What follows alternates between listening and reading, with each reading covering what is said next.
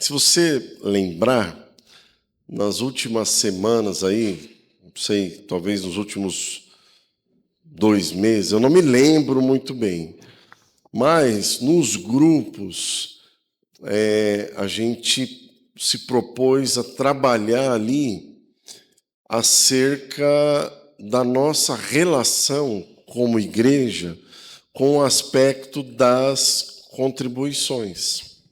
A nossa relação com os bens materiais e a nossa relação com a nossa contribuição.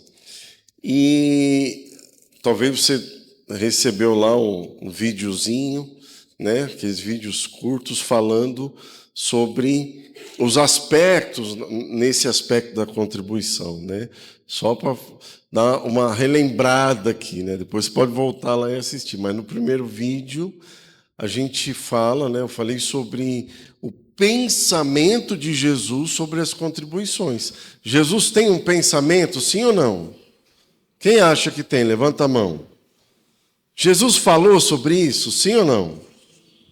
Então, primeiro eu falei sobre o pensamento de Jesus acerca das contribuições. No segundo vídeo, eu falei sobre o perigo da avareza, que é um pecado que assola muitas pessoas, né? Inclusive cristão também, às vezes é mordido pelo bichinho da avareza, né? Para não dizer dominado pelo pecado da avareza. Então, no segundo eu falei sobre isso.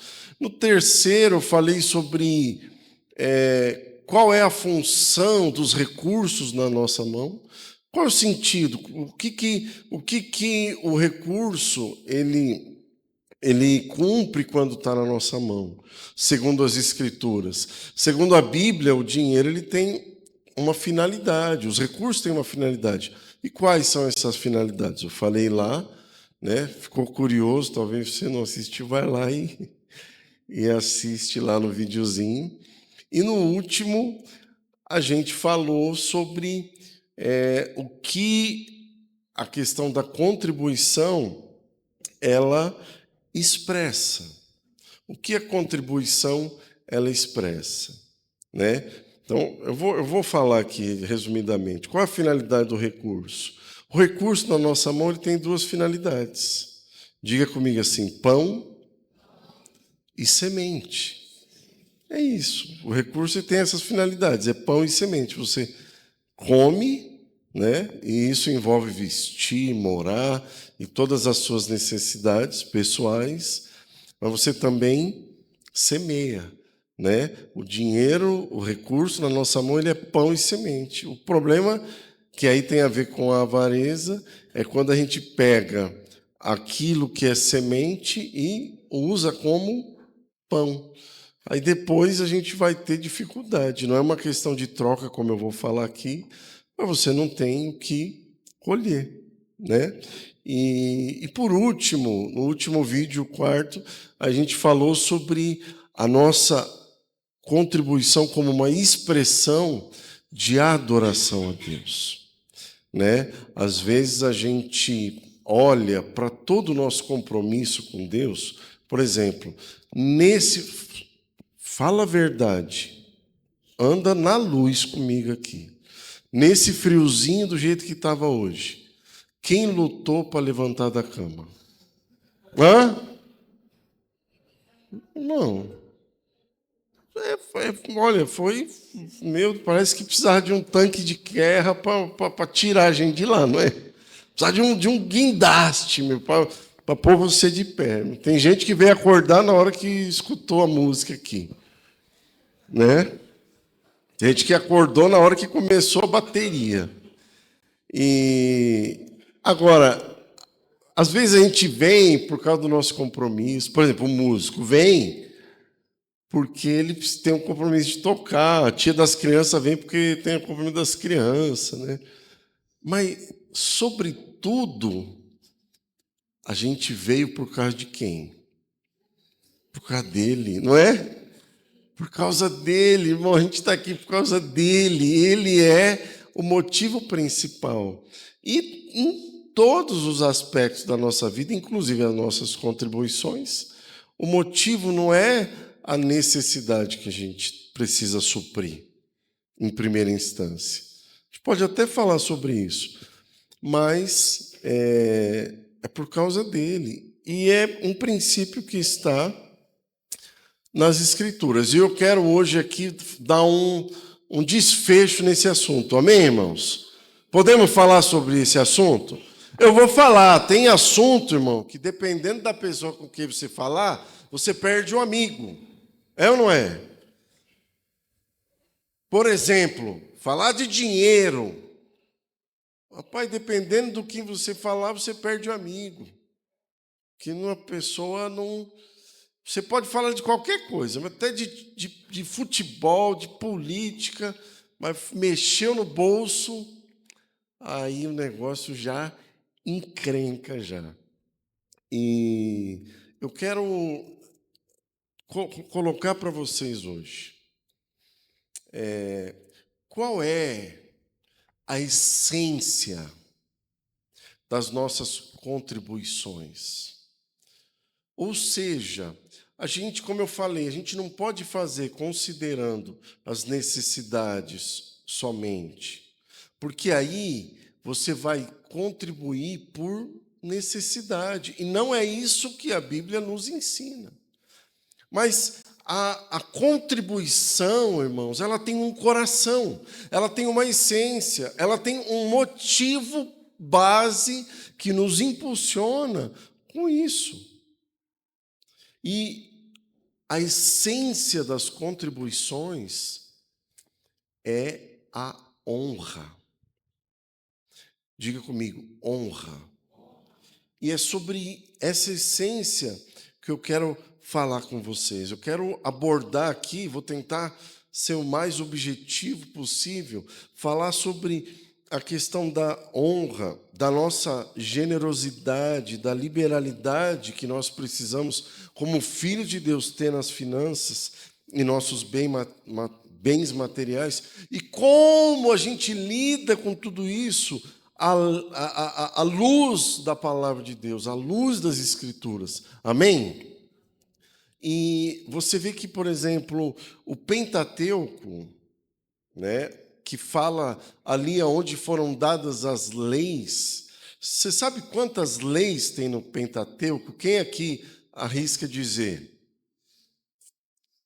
Eu vou dar um número, você vai dizer se tem mais ou menos. 250, mais ou menos. Hã? 350, mais ou menos. Hã? Quem acha que tem mais? Levanta a mão. Quem acha que tem mais de 500? Levanta a mão. Quem acha que tem mais de 600? Levanta a mão. O Pentateuco tem exatamente 613 leis e mandamentos. E das 613 leis, 100 delas estão relacionadas com o aspecto financeiro, ou relacionada com as contribuições, ou como lidar com as questões financeiras. O dinheiro, ele é mencionado na Bíblia mais do que 2.000 vezes. Jesus fala sobre o dinheiro mais do que sobre o céu, se você prestar atenção. E não é porque o dinheiro é mais importante do que o céu, mas Jesus fala mais sobre o dinheiro do que sobre o céu, porque o uso que a gente faz do dinheiro vai revelar o caráter que aquela pessoa tem. E uma atitude errada no uso do dinheiro pode sim impedir uma pessoa de chegar ao céu. Eu estou exagerando, irmãos? Isso está na Bíblia. Você vê, por exemplo, que uma relação errada com os recursos, ou com talvez as ambições, ela pode custar caro para alguém. Eu vou dar um exemplo do Antigo e do Novo Testamento para você. Lá no Antigo Testamento, a gente vê, por exemplo, Eliseu era um profeta que foi discípulo de quem? De quem? De Elias. Aí, o que Eliseu fez? Eliseu começou a preparar os seus discípulos. E Eliseu tinha um discípulo chamado Geazi. E eu tenho uma impressão de que Geazi seria o próximo da fila. Olha só, Elias era um cara quente. Sim ou não? Sim ou não?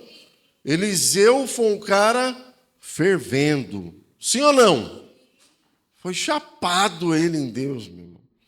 Diz que até depois que ele morreu, os caras jogaram um defunto lá que encostou nos ossos dele e o defunto ressuscitou, meu. O cara, ele era cheio de Deus. Aí tinha o Geazi. Eu falei, cara, esse Geazi talvez poderia ser uma tocha, um foguete na época dele. Mas o que aconteceu com Geazi? Quando lá aquele Naamã foi lá naquela história, né, que queria ser curado, foi atrás de Eliseu, e Eliseu manda ele se lavar lá no rio sujo, lá, ele, contrariado, foi curado, e ele quis dar o quê? Uma recompensa para Eliseu sobre aquele bem que ele recebeu, né? Então ele queria, e a recompensa naquele caso era bem generosa, né? Assim, volumosa, mas o que aconteceu? Eliseu falou, cara, eu não quero, isso aqui não é algo que se negocia, que se vende, não quero saber disso, não precisa. E não aceitou. Mas o danado do Geazi cresceu os olhos na recompensa, e o que ele fez? Quando o Naamã foi embora, ele foi lá atrás e pediu, né? Falou, não, ele não quer mais dar para mim, tipo assim, né? Ele é aquele tonto, ele não quer, mas eu vou fazer um bom uso, não sei. Estou inventando aqui. Mas o fim foi o que aconteceu. Ele trocou aquela capacidade de ser um profeta aprovado por Deus por um pacote de ouro. E foi ferido de quê? De lepra. Lembra? Depois você lê lá. Isso lá no Antigo Testamento. No Novo Testamento, a mesma história. Um casalzinho que viu o mover do Espírito Santo no meio da igreja produzindo generosidade. Diz que, à medida que as pessoas necessitavam, eles iam lá e entregavam. Às vezes vendia os bens, né? Às vezes a pessoa tinha mais de um bem, ia lá, vendia um, né? Para socorrer a necessidade que havia naquele tempo. E aí veio um cara que levou o padrão da justiça, da generosidade, chamado Barnabé. E aí esse casal, Ananias e Safira, viu aquilo, combinaram, falaram, vamos entregar também. Aí diz que venderam que uma propriedade lá. Só que quando eles viram dinheiro, aí eles falaram assim, poxa, é muito. Vamos fazer o seguinte, vamos dar a metade, que mesmo assim vai ser muito, e a gente fica com o resto. Só que eles tinham se proposto de dar o quê? Tudo. Deus pediu tudo. Hã? Pediu, eles aqui. Só que aí eles foram o quê? Julgados por causa disso. Caíram duro. Literalmente morreram. Foi isso que aconteceu com eles? Morreram. Por causa de um coração que se relacionou de forma equivocada com a questão financeira. E eu quero tomar como base, e pedir você para abrir tua Bíblia aí, que a gente quer partir das Escrituras, um texto que está lá em Provérbios, que para mim é um texto que revela essa essência das nossas contribuições. Provérbios capítulo 3, verso 9 e 10.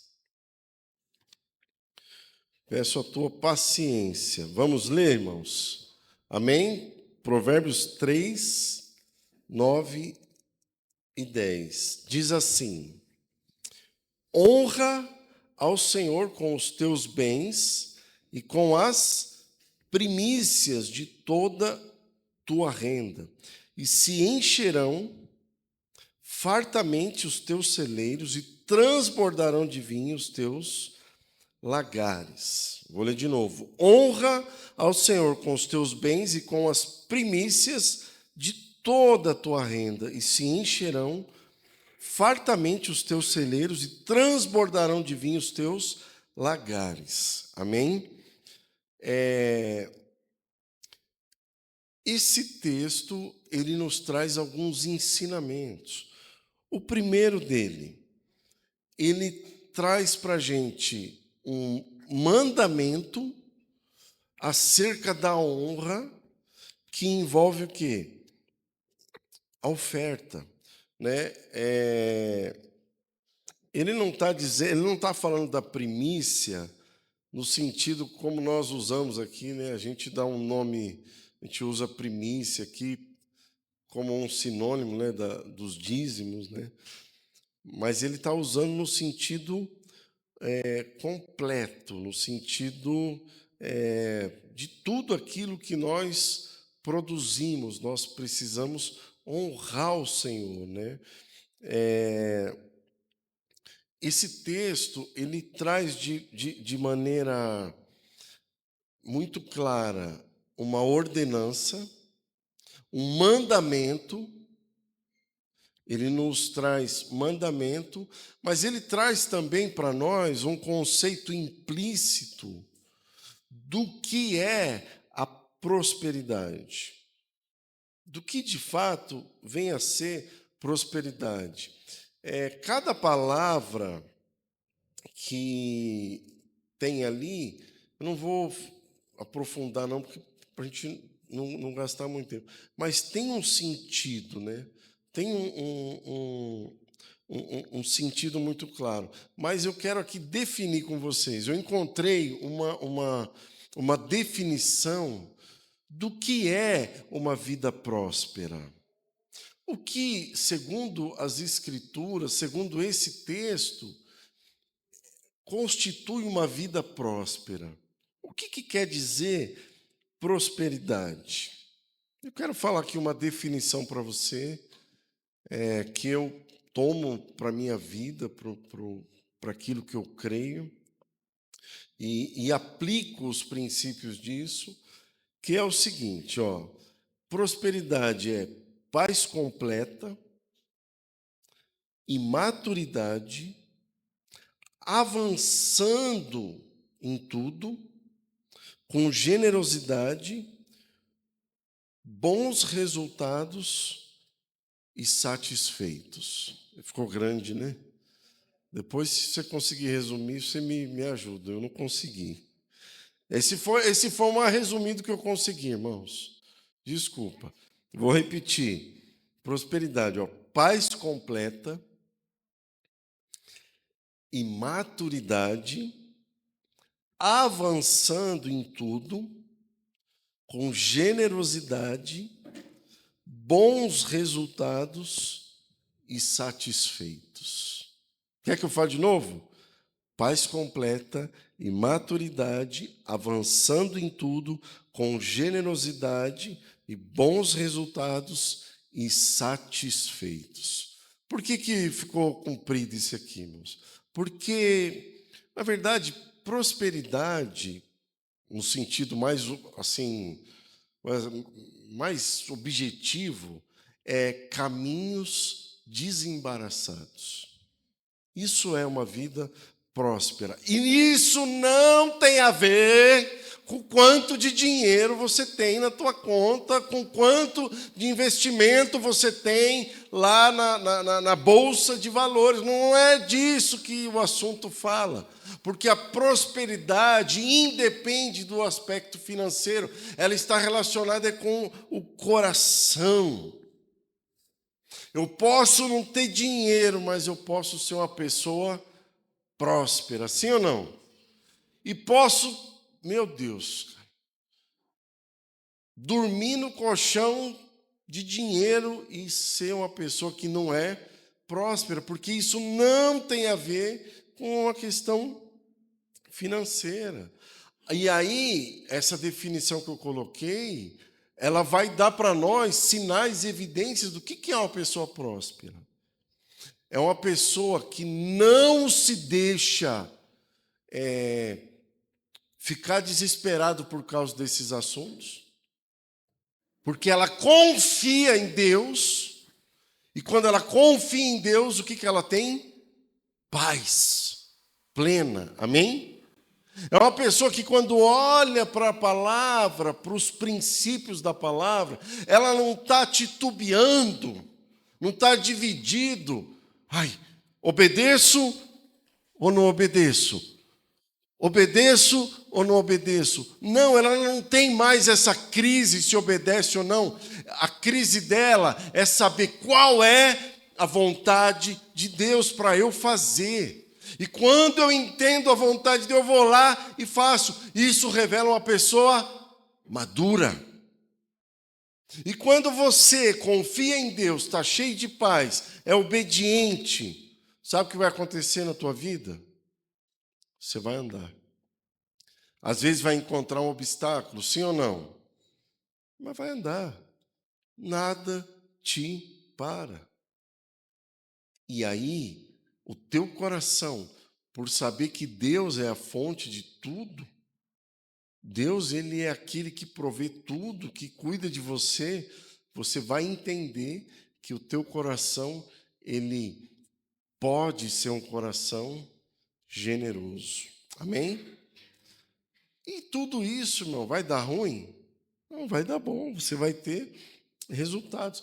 E aí é que está a cereja do bolo. É um coração carregado de contentamento. Contentamento. Está entendendo? Um coração carregado de contentamento. O texto que a gente leu, honra o Senhor com as primícias de toda a tua renda, né? Aí os teus celeiros vão se fartar, tal. Eu creio que não basta ter apenas a atitude correta, mas a gente precisa de ter o coração correto. Por isso que eu falei, eu acho importante a gente entender o que está por trás, qual é a essência, que é essa questão da honra. Porque eu cresci, por exemplo, eu nasci no Evangelho, na igreja, e eu cresci ouvindo o único ensino que eu aprendi durante quase toda a minha vida sobre a questão das contribuições era aquele, Malaquias 3:10. Lembra? Cara, até o ímpio conhece. É ou não é? Até quem não é crente conhece, irmão. Está lá. Como é que é isso daí? Trazei o quê? Todos os dízimos à casa do Senhor para que haja, né, mantimento e tal. Irmãos, eu vou falar. É um ensino que se aplica nesse assunto, mas eu acho que nem é o principal.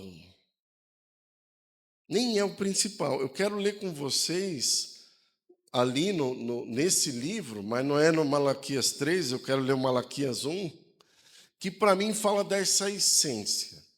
Malaquias 1:6. Quero ler com vocês aqui. Alguns versos desse capítulo 1 de Malaquias 1:6. Vamos lá? Olha aqui a essência da contribuição. Diz assim, ó, Malaquias 1:6. O filho honra o pai, o servo ao seu senhor. Isso é Deus falando, tá? Se eu sou pai, onde está a minha honra? Ofereceis sobre o meu altar pão imundo e ainda perguntais: em que te havemos profanado?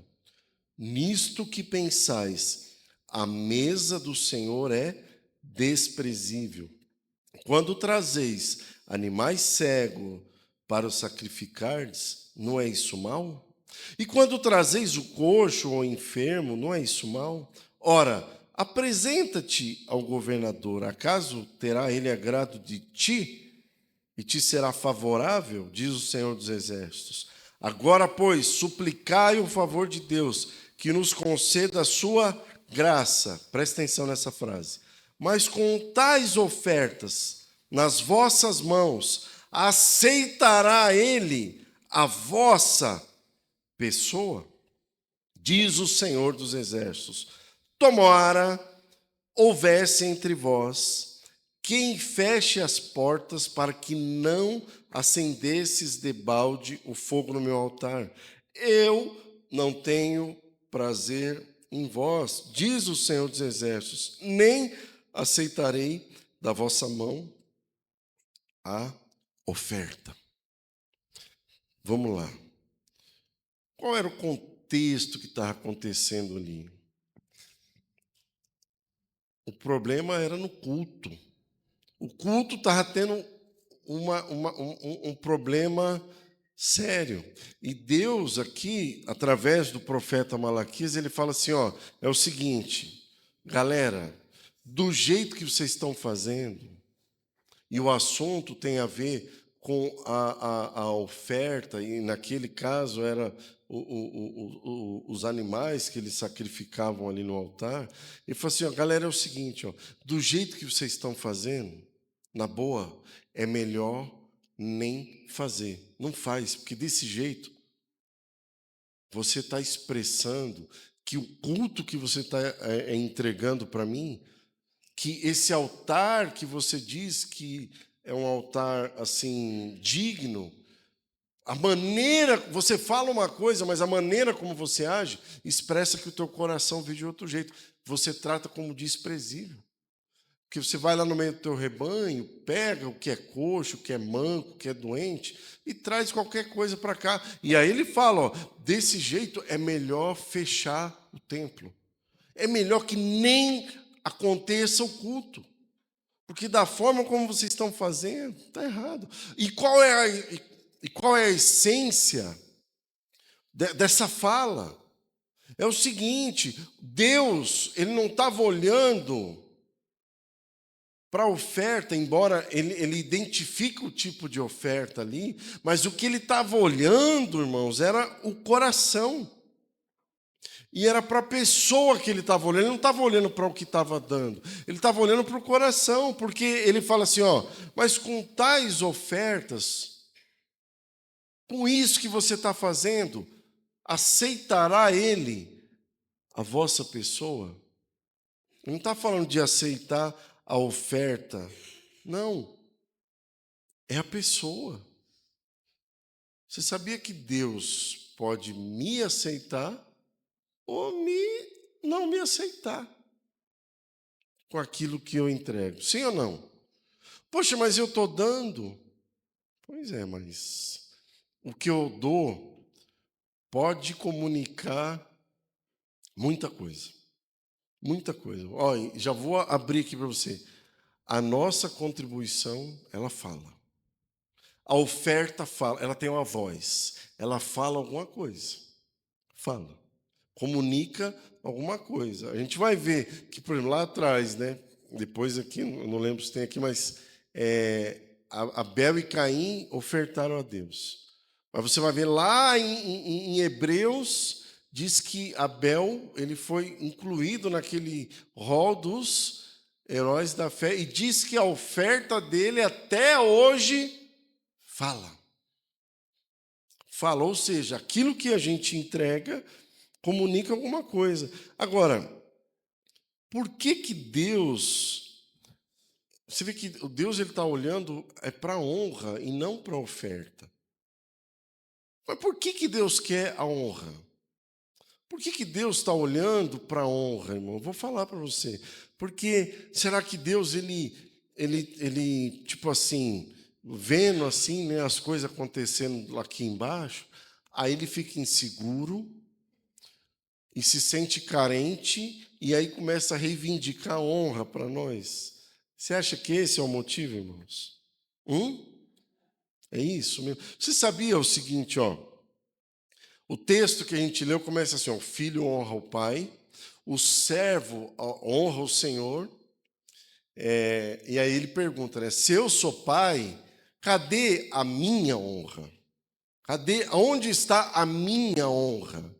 E você sabia que a palavra honra do filho para o pai e do servo para o senhor é uma lá no hebraico? E quando ele fala, se eu sou teu pai, cadê a minha honra como Deus? A palavra é outra. Ela tem um outro sentido. E o que é honra, irmãos? O que é honra? Honra, diga comigo assim, é fazer distinção. A honra é quando você pega alguém e coloca num lugar diferenciado. Entendeu? Você já viu, por exemplo, festa de aniversário é um dos ambientes de maior prova dos corações. Sim ou não? Porque na hora que a pessoa vai lá, né, para quem que é o primeiro pedaço? Aí todo mundo fica querendo mostrar que não está interessado naquilo, mas se não recebe o primeiro pedaço, tem gente que fica murcho. O semblante já cai.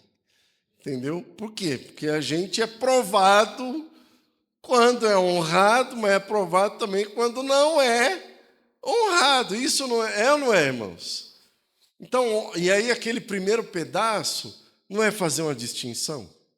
Aquele primeiro pedaço é falar assim, olha, eu quero te honrar. Eu quero te colocar num lugar diferenciado. E quando a gente trata disso com relação a Deus, irmãos, eu queria que você potencializasse esse entendimento. É algo muito maior, é algo muito mais profundo, é algo muito mais relacionado com a compreensão, a revelação que nós temos da pessoa de Deus do que outra coisa, entendeu? E por que Deus ele requer honra? Por que a essência é honra? Irmãos, eu vou falar, é porque, na verdade, se nós colocamos o Senhor acima de tudo, o nosso coração fica guardado. O nosso coração fica guardado. Ó, eu vou te falar. Porque Deus conhece o coração do homem. Sim ou não? Sim ou não? Você acha que Deus conhece teu coração? Sim ou não? Eu vou te falar, irmão. Deus conhece meu coração. Quem não conhece meu coração sou eu. Você, ele conhece teu coração. Quem não conhece teu coração é você. Porque diz a Bíblia que enganoso é o coração do homem, desesperadamente corrupto, mais do que todas as coisas. A gente fica metendo pau lá nos políticos, né? Irmãos, não tem ninguém diferente. Talvez seja só uma questão de oportunidade. Vou falar a real. Se tivesse eu e você lá, como seria? Eu nem vou, é por isso que eu nem quero saber. Deixa eu me resguardar aqui no meu lugar. Entendeu? Porque assim, amado, esse mundo, ele jaz no maligno. E tem um negócio, irmão, que a gente precisa entender. Você vê que Jesus, quando ele fala sobre esse aspecto financeiro, isso é tão sério, irmãos, tão sério, tão sério, tão sério, que ele põe o dinheiro a única vez, a única coisa que Jesus diz que pode concorrer em pé de igualdade com ele na vida de alguém é o quê? É o dinheiro.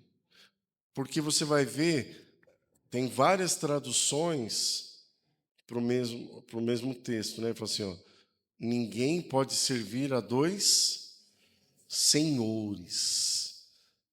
Ninguém pode servir a Deus ou Mamon, ou as riquezas, ou o dinheiro. E servir a riqueza, não serve riqueza só quem tem, tá? Tem gente que vive, fica sonhando a vida toda de ser rico. É um escravo da riqueza sem tê-la. É ou não é? Tem gente que é escravo da riqueza mesmo sem possuí-la. Isso é um problema. E por que a honra? É porque assim, ó, irmão, deixa eu te falar uma coisa. Esse mundo nos prende pela ganância, pelo desejo de ter mais, pelo desejo de conquista, por talvez até uma coisa legítima, que é a busca de um lugar, pelo menos, de. Não é nem de riqueza, não, mas é pelo menos de falar assim, cara, se eu conseguir pagar minhas contas, morar e não dever nada para ninguém, eu estou feliz. E tem gente que se perde na busca por isso. Não, eu só quero morar, comer, dormir e viver, e vestir. Pronto, não estou atrás. Mas vive em função disso. Só que o que acontece? Jesus não falou assim, ó, você não pode servir Deus e o dinheiro.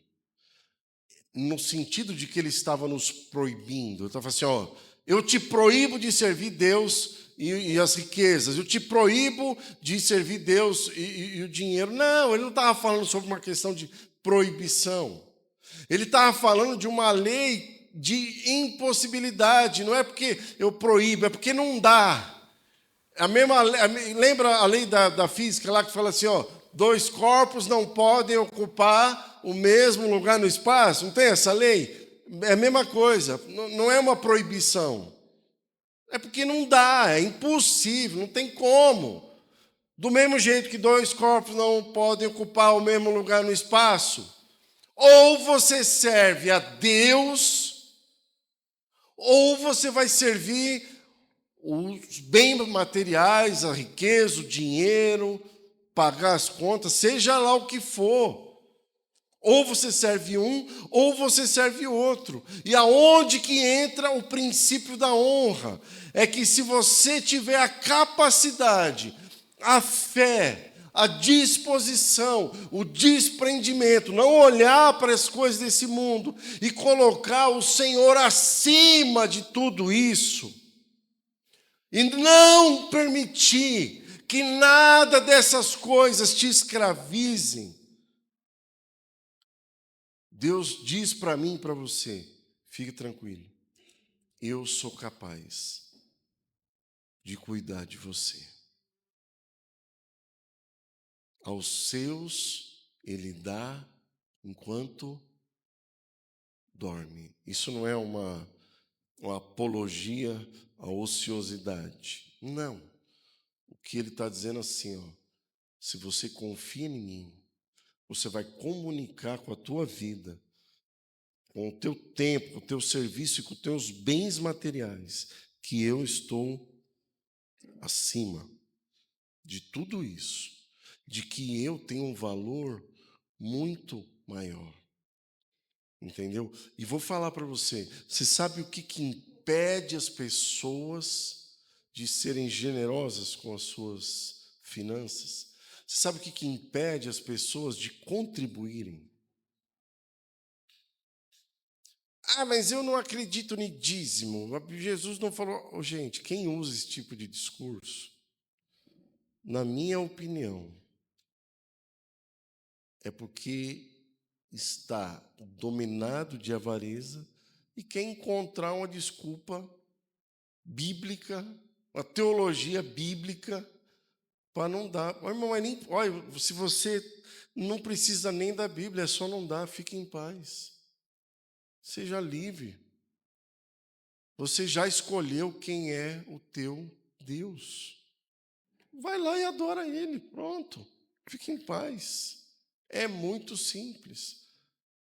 Ah, mas Jesus não. Pois é, meu. Agora, eu vou falar uma coisa. A Bíblia fala sobre contribuição, sim ou não? No Antigo Testamento fala de contribuição, sim ou não? Novo Testamento fala de contribuição, sim ou não? Então pronto, mano. Mas o que está por trás? A essência é justamente essa que eu estou falando, é a honra. E aí Deus ele olha para o nosso coração.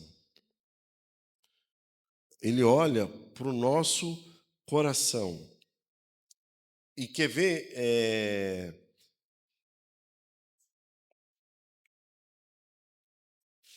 aquela. Eu quero ler com vocês aquele texto, né, de Abel.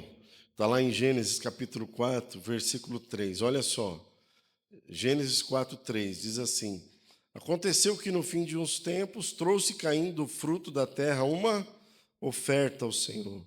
Abel, por sua vez, trouxe das primícias do seu rebanho e da gordura deste. Agradou-se o Senhor de Abel e de sua oferta, ao passo de que de Caim e da sua oferta não se agradou. Irou-se, pois, sobremaneira Caim, e descaiu-lhe o semblante. Então lhe disse o Senhor: Por que andas irado? E por que descaiu o teu semblante? Se procederes bem, não é certo que serás aceito? Ó, mais uma vez, Deus está olhando para quem? Para a pessoa. Ele não está olhando para aquilo que a gente dá, né? Deus se agradou de quem?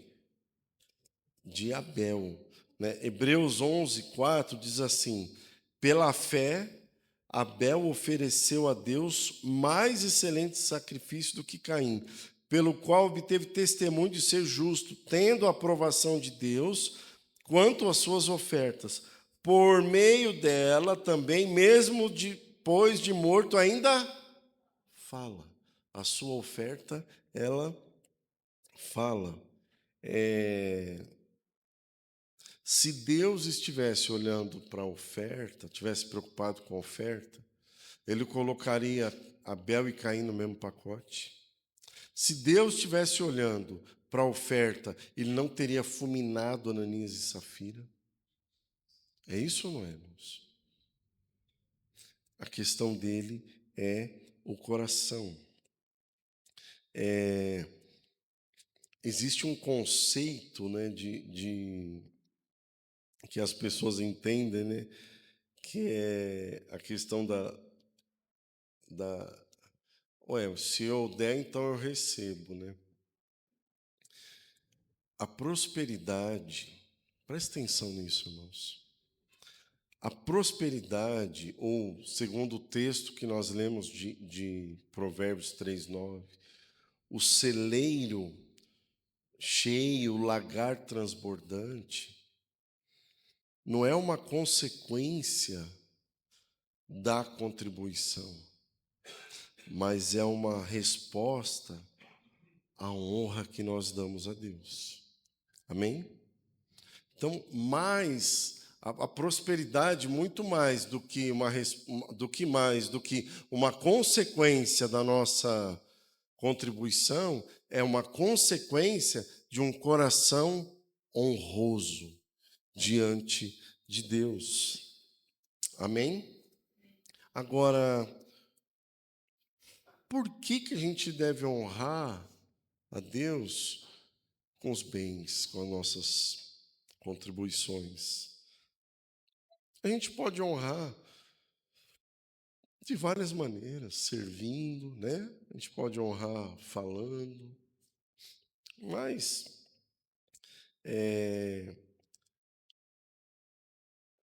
a contribuição financeira é um sinal que eu dou a Deus de que o meu coração não está naquilo. Amém? A minha contribuição é uma expressão a Deus de que eu não tenho apego nenhum a nada do que eu produzi. E nós precisamos entender, irmãos, que dele, por ele e para ele são todas as coisas. Então, tudo que nós temos vem dele. Irmãos, eu vejo, ó, eu fico assim, e hoje ainda mais, né, no fenômeno lá como é que chama? Dos coach. Eu não sei se é coach, né, mas é os caras que ensinam a ficar rico. Você já viu? Você já viu? Tem os caras que ensinam a ficar, te dá curso de ficar rico. Te dá a chave. Ó, vou te dar uma chave. E aí o cara paga 40 mil para ficar 2 dias escutando ele lá. Fica endividado por 10 anos. E paga 40 mil. Vai lá assistir a palestra do cara, porque ele acha que ele vai ficar rico. Irmão, deixa eu dar uma nota para você que eu acho. Segundo o entendimento, a riqueza é um dom. É um dom. Tem gente, irmãos, que a pessoa espirra, ela faz dinheiro. Ela levanta atrasada, faz dinheiro. Levanta mais cedo, faz dinheiro. Você já viu? Você conhece gente assim? Eu conheço pessoas que têm uma graça. E, inclusive, eu já falei. Eu tenho gente que eu conheço e eu falei, meu amigo, você tem dom para adquirir riqueza. Porque o negócio que você se propõe a fazer, você prospera, você multiplica recursos. Eu vou falar, isso aí não vem de você, isso é dom de Deus para a tua vida, mas eu vou falar, o dinheiro na tua mão ele tem um propósito. Ele tem propósito. Você vai pegar uma beirinha, vai desfrutar, é claro, mas como cristão, você tem uma responsabilidade de pegar esse recurso também e investir no reino. Porque lá na frente você vai dar conta de cada centavo que Deus pôs na tua mão. Porque o dom que Deus nos dá é para Ele, sim ou não? Você acha que é só o dom da música que é para Ele? O dom de cantar, de tocar? Não. Qualquer dom e a riqueza, eu acho que adquirir riqueza é um dom. Então, irmãos, tem que parar. E aí, esses dias eu falei para um rapaz, né, que às vezes entra nesse assunto, né, de ir atrás desses discursos, né, que falam, não, se você fizer isso e isso, você vai alcançar isso e isso. Eu falei, cara, sai fora disso. Esse cara, sabe por que ele está rico? Porque tem um monte de gente igual você que paga, que enriquece ele, que sustenta a riqueza dele. Ele conseguiu um número uma audiência boa, aí, meu irmão, e vai juntando dinheiro em cima de dinheiro, claro. Estou dizendo que o que ele está falando está errado, mas dá certo para todo mundo? Todo mundo vai ficar rico? Hã? Ô, irmãos, se todo mundo ficar rico, o que vai ser das empresas sem os funcionários? Sem a mão de obra? Agora, irmão, o ponto não é esse. Não é esse. A honra é porque assim, ó, o nosso coração precisa estar no Senhor. Ó, Salmo 62 fala assim, ó, se as vossas riquezas prosperam, não ponham nelas o teu coração. Se o teu dinheiro vai bem, não põe nele. E eu já contei aqui meus testemunhos de ganhar uma oferta e pôr na poupança, e aquela oferta virar na poupança o meu ídolo. Ficava adorando lá, todo dia olhando lá. Ô, irmãos, que coisa feia. Sabe o que aconteceu? Pai, Deus manda um vento assim, ó. Ele dá uma sopradinha, quebra o carro, fica um doente dentro de casa, acabou. Acabou. Não confia nessas coisas, não. Não confia nessas coisas, não. Em nome de Jesus. Em nome de... Jesus, ele marcou o ministério dele contando o quê? Parábolas, sim ou não? Ele contou várias parábolas. Mas eu vou falar, tem uma parábola que Jesus fala um negócio dessa parábola que é muito forte. Acho que Marcos 4, se eu não estou enganado. Lembrei. Jesus fala assim, ó, se você não entender essa parábola, você não entende nenhuma outra. Ou seja, aquela parábola, ela é uma chave para você compreender todas as outras. E qual parábola é essa? A parábola do semeador. Jesus falou, ó, se você não entender essa, você não entende nenhuma outra. E aí e ele fala? Ele falou assim, ó, o semeador saiu a semear, né? Uma parte caiu aonde?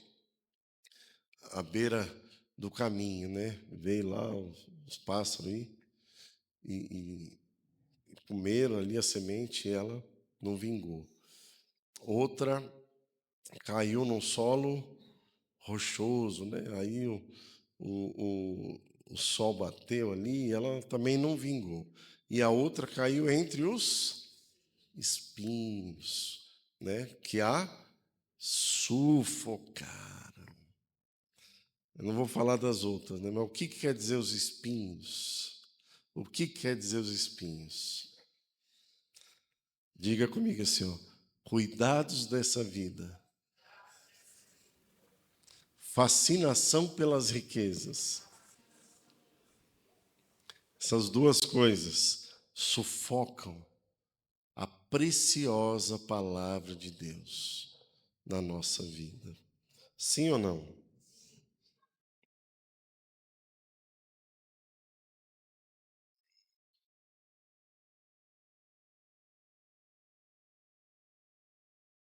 A gente pode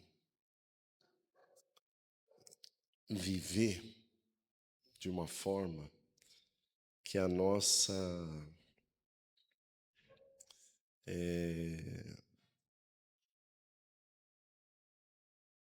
contribuição, né, a nossa, ela dê para Deus um testemunho muito ruim do nosso coração, que foi o que aconteceu lá no contexto de Malaquias. Lembra que ele falou assim, ué, para mim você traz o animal cego, o coxo, o doente. Vai lá no governador e entrega um presente desse para ele. Agora, para mim, você está me desonrando. Agora, Malaquias 1,14, olha o que diz. Olha só o que diz. Pois maldito seja o que o enganador, que tendo um animal sadio no seu rebanho, promete e oferece ao Senhor um defeituoso, porque eu sou grande rei, diz o Senhor dos Exércitos. Meu nome é terrível entre as nações.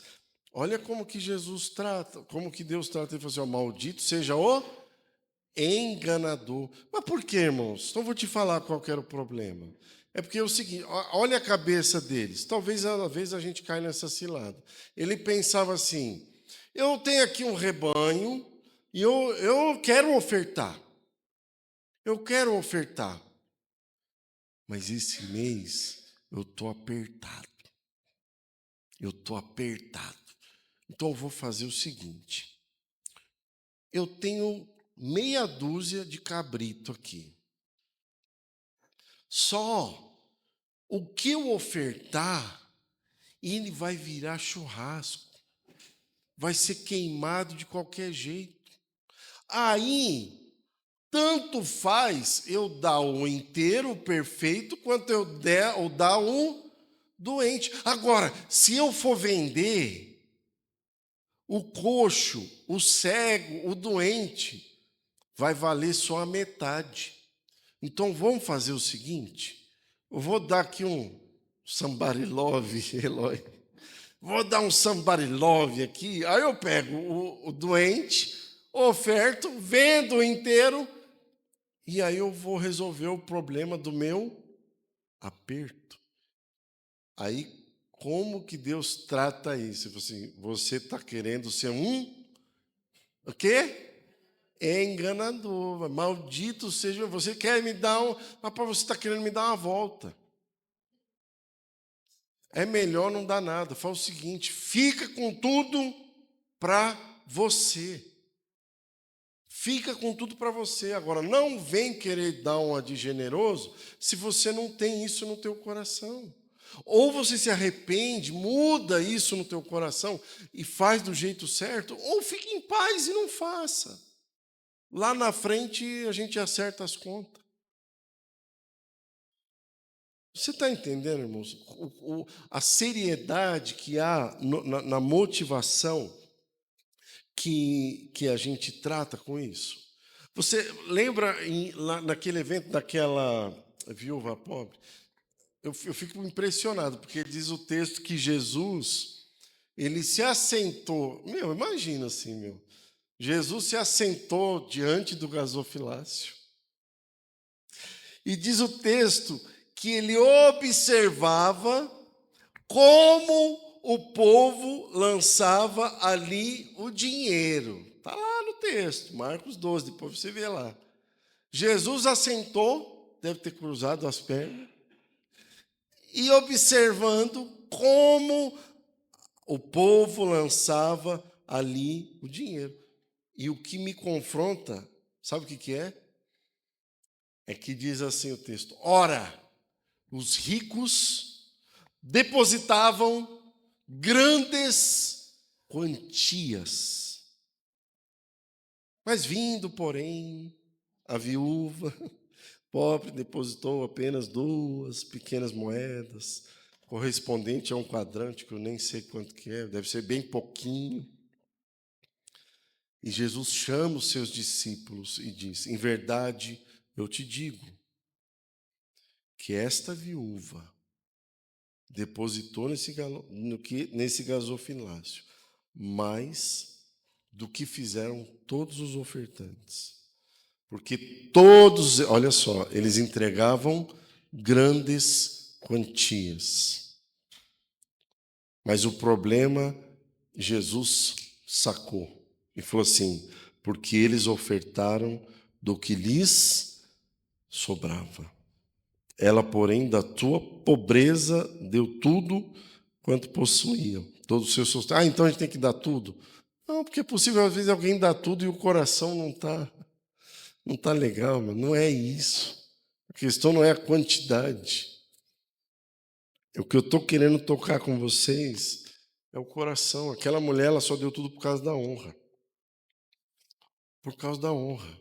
Porque ela viu o valor que Jesus tinha.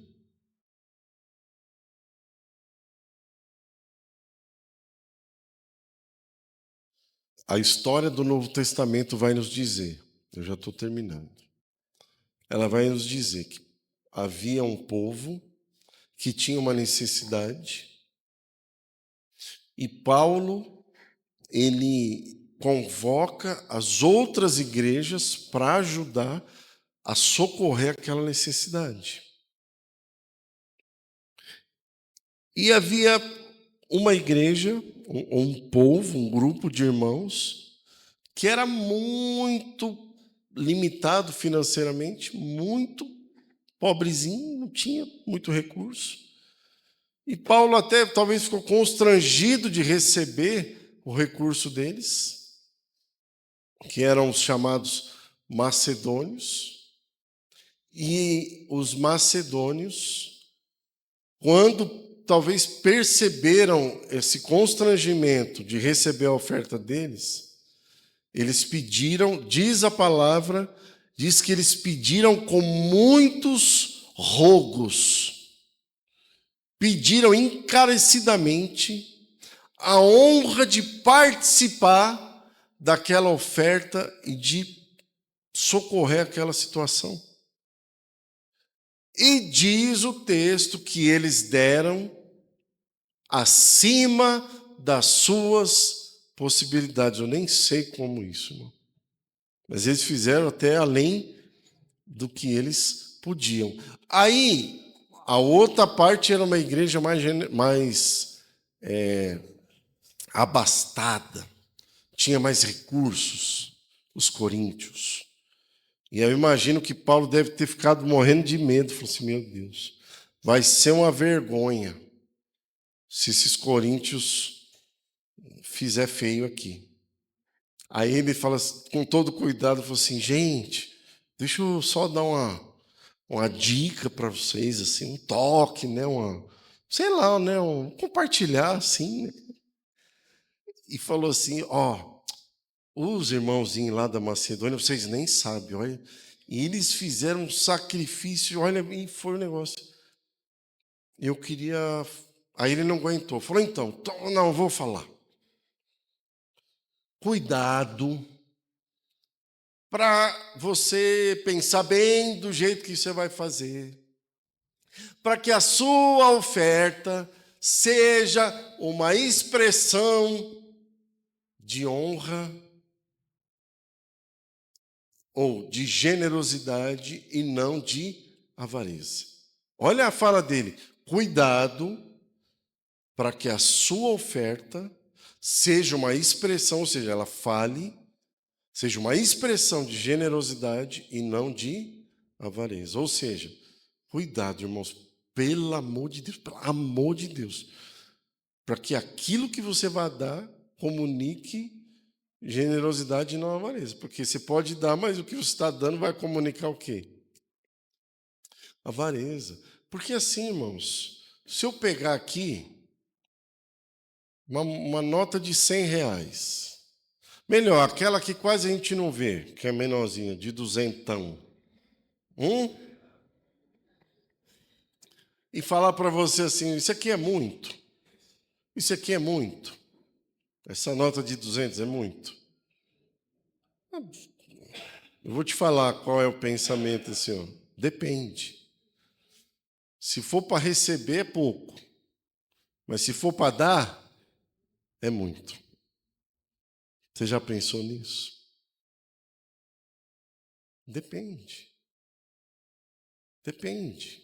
Aí é nessas questões que a gente vai, o coração da gente, ele vai vindo para fora. Ele vai vindo para fora. A gente vê, por exemplo, que eu não lembro se eu falei isso lá nos vídeos. Agora eu não lembro. Mas nos Estados Unidos eles fizeram uma pesquisa durante anos, muitos anos, com os cristãos. E os Estados Unidos, a família cristã, ou melhor, não precisa nem ser crente. Lá diz que, eu não sei hoje, né? Mas diz que antigamente era a terra do sonho, né? Que vai lá, se dá bem, né? É mais fácil de ganhar dinheiro, é mais fácil de ter trabalho. Não sei como é que é isso hoje. Mas eles fizeram uma pesquisa com os cristãos e eles concluíram o seguinte, que num primeiro momento, isso foi acompanhando durante anos, assim, ó, o mesmo grupo de cristãos. Não sei como é que eles não ficaram com vergonha de ser essa estatística, entendeu? Mas para mim é vergonhoso. Porque de cara, a porcentagem de contribuição daquelas famílias cristãs, segundo a pesquisa, no primeiro momento, era de 3,14% da sua renda. A porcentagem das suas contribuições era de 3,14%. E aí foi passando os anos, os outros anos, e aquelas pessoas, elas foram aumentando os seus salários, foram tendo mais lucro nos seus negócios, foram tendo uma quantidade maior de recursos. Mas ao passar de alguns anos, eles voltaram na pesquisa lá e descobriram o seguinte, que aquelas mesmas pessoas que durante um tempo davam 3,14% de contribuição, depois de anos, depois de ter salário aumentado, depois de ter aumento, depois de ter mais lucro nos seus negócios, aquilo que era 3,14% caiu para 2,46%. Ou seja, esse aspecto da contribuição teve um declínio. Você vê que o aspecto já era uma desonra e ficou pior. As pessoas trabalham mais, elas ganham mais. Por que as pessoas elas não tem uma mentalidade de contribuição. Sabe por quê? É simples. Porque não estou generalizando, tá? Não estou pondo todo mundo no meu pacote, não. Em nome de Jesus. Muitas pessoas. É o que eu falei. Se for para dar, é muito. Você já viu quando a gente fala assim, irmãos, a gente precisa levantar uma oferta. A gente precisa socorrer lá uma necessidade, em tal lugar, ou em África, ou a gente precisa fazer alguma coisa aqui. Aí a pessoa pensa assim, fala, meu Deus, eu preciso fazer uma avaliação, preciso orar, né? Chega a ver ter que fazer um concílio para decidir a oferta. Tem problema. Mas quando vai no shopping e vê a promoção, e rapaz, mas não dá tempo nem de uma piscada. Já saiu da loja com a sacola. Entendeu? Por quê? Porque o problema é que, e é o que eu estou falando que não é todo mundo, né? Mas as pessoas têm a dificuldade de ser generosa porque ela está olhando em primeiro lugar para quem? Para si mesmo. Entendeu? A prioridade é ela mesma. Bom, irmãos, vou encerrar aqui que já passou aqui do tempo. Teria muito para falar. Eu lembro que alguns anos atrás eu gastei, sei lá, um mês assim falando disso. Tem algumas horas de material sobre esse assunto, falando. Eu creio que a igreja gloriosa que Deus está levantando, ela também é uma igreja que absorveu a compreensão da honra a Deus e ela é participante